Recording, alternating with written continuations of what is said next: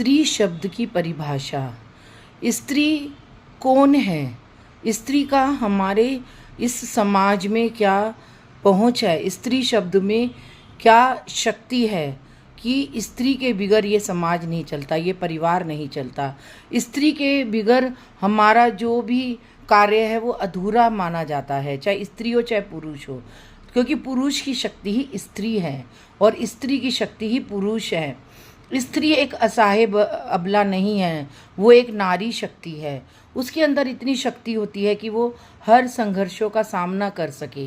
शिव के साथ स्त्री है, राधा कृष्ण के साथ भी स्त्री है और राम के साथ भी स्त्री है। तो भगवान होकर भी, परमात्मा होकर भी उनके साथ एक स्त्री रही है।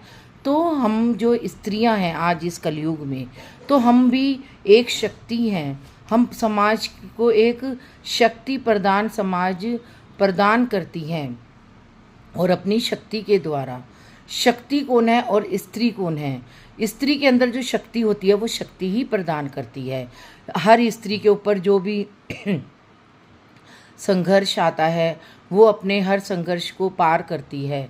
स्त्री ही एक बच्चे को 9 महीने में रखकर, गर्भ में रखकर एक बच्चे को जन्म देती है, चाहे वो बालक हो या बालिका। फिर वो आगे चलकर माँ कहलाती है। फिर माँ के बाद जब उसके फिर वो पत्नी कहलाती है। पत्नी के बाद वो सास कहलाती है। पहले स्त्री जब जन्म लेती है तो अपने माँ बाप के ऊपर निर्भर होती है। तो उसके पिताजी ही उसके संरक्षक होते हैं। फिर वो स्कूल में जाती है तो गुरु उसके संरक्षक होते हैं।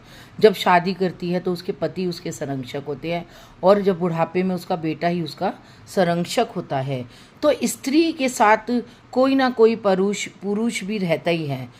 आज हमारे इस समाज में अगर स्त्री को अबला भी समझा जाता है और एक शक्ति के रूप में भी माना जाता है।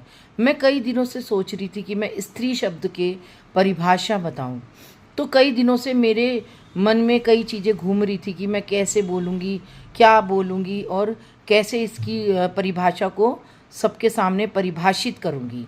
तो इसको परिभाषित करने के लिए अपने अंदर एक शक्ति चाहिए, अपने अंदर शक्ति की एक वाइब्रेशन चाहिए। सृष्टि भी एक शक्ति है। जितनी भी तुमने शक्तिपीठ देखे होंगे वहाँ पे स्त्री ही है, शक्ति ही है और वही सारी शक्ति पूरे सृष्टि में सर्वोपरि मानी गई है। चाहे वो वैष्णो देवी हो, चाहे वो नैना देवी हो, चाहे वो चामुंडा देवी हो, चाहे मनसा देवी हो, चाहे वो चंडी देवी हो। तो स्त्री के साथ शक्ति जुड़ी है और शक्ति के साथ स्त्री जुड़ी हुई है। जैसे